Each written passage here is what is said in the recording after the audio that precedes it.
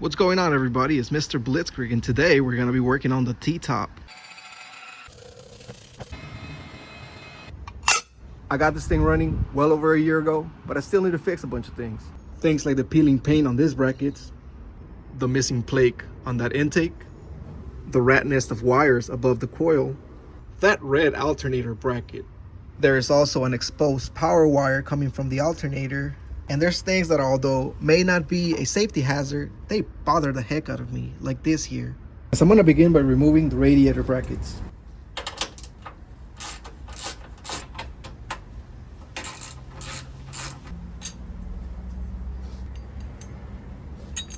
I'm also going to be removing the bumper brackets and the latch.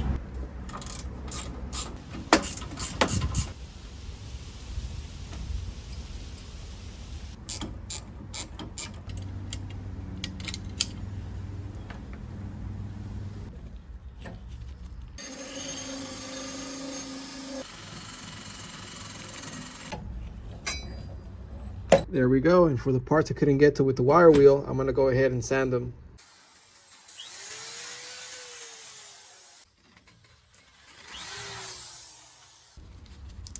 This stuff is peeling right off.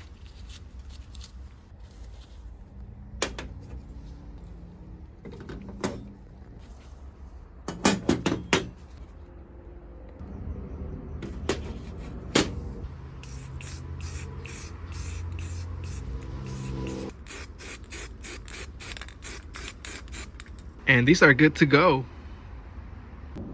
We're gonna start bolting some of this stuff and see if it makes a real difference.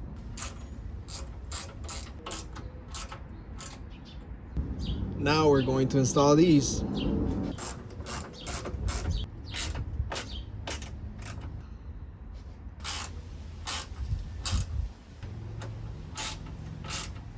This is what it looks like now. This manifold has been missing the HO cover ever since I pieced this engine together. A few days ago, I was walking through the junkyard and I found a Lincoln Mark 7 with a 5-liter V8. I walked to the parts counter and it was only $655. The plan is to just wipe it off and install it as is.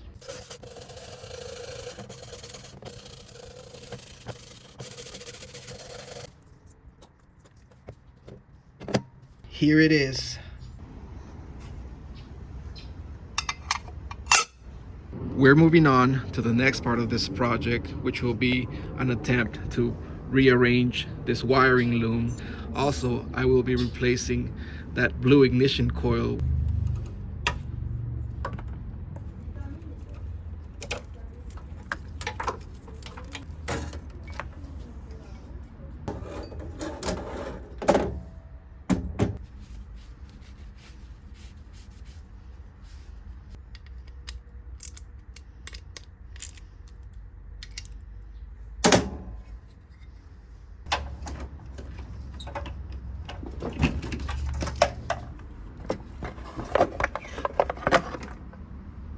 What I've done so far is I pushed this large section of the wiring harness down towards the master cylinder, closer to where it is from the factory.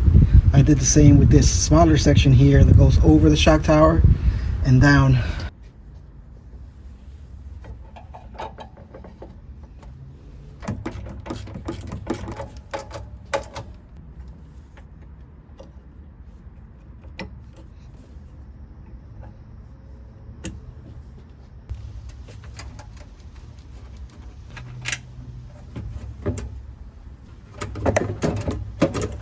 So this is the one that I'm going to use.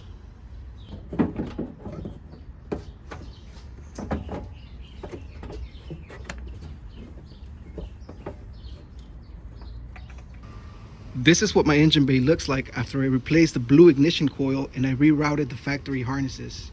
We're going to move on to the last big job, which will be to replace this red alternator bracket.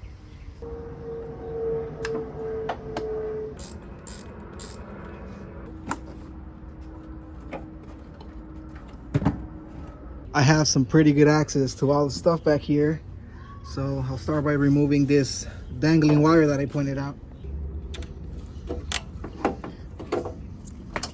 And it's actually connected to the positive battery cable.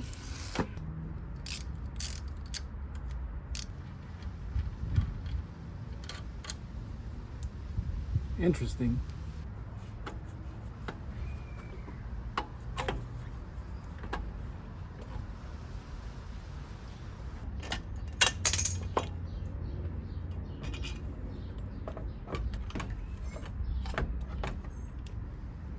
Here's the bracket that I'm going to be running. It's the same basic thing. The only thing I have to do to it is modify it so that I can run my 3G alternator just like this one.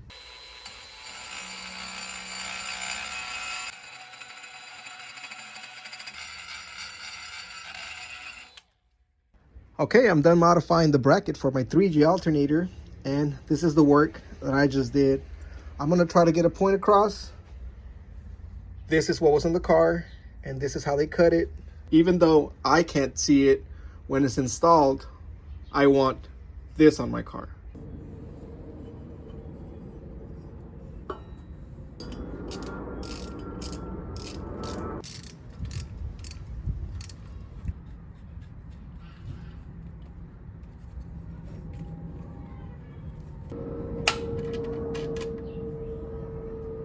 The last thing I will be replacing is this aftermarket tensioner. I never liked how thin it was, and I hated this little thing that sticks out of it.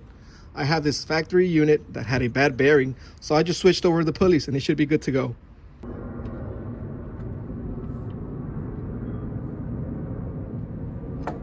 To fix the issue with the dangling power wire that I removed, I'm going to be recycling this amp wire that I pulled off the interior of this car.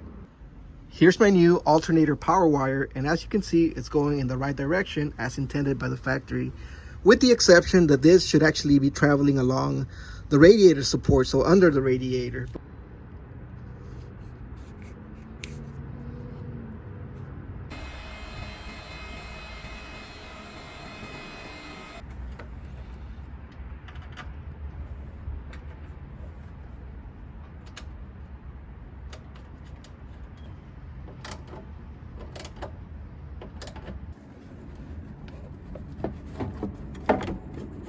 A few things that happened off camera. I bought some wire loom tubing to attempt to cover the alternator wire, but it turned out to be the wrong size. So I used it on this section of the harness. The other piece, I used it to cover this section here. I also hooked up the battery cables again, and I had to change the ends because they were pretty messed up.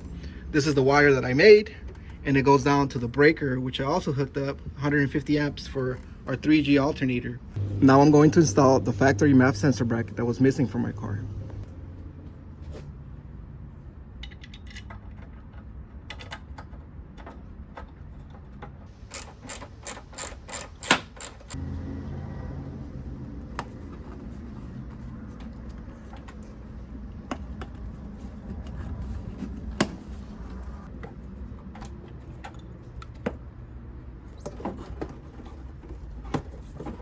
There is one last thing I'm gonna do, and that is install this factory distributor cover. I'm trying to install as many parts as I can from my parts pile, and these are parts that I've kept from past projects that I was really attached to because I'm desperately trying to develop an attachment to this car. This is where we stand with the work that we did. There's still thousands of things that need to be fixed, but we knocked out some of the biggest jobs. There are still some things I had set out to do that I didn't get to, such as fixing this harness. And the reason is that I noticed while I was removing the charred pieces, there's more damage to this harness than I thought. So I'm gonna have to remove the whole thing, open it up, check wire by wire, buy more of this loom, and then just seal the entire harness again. I know, right? You think you fixed something only to discover way more serious problems. Welcome to the Fox Body world.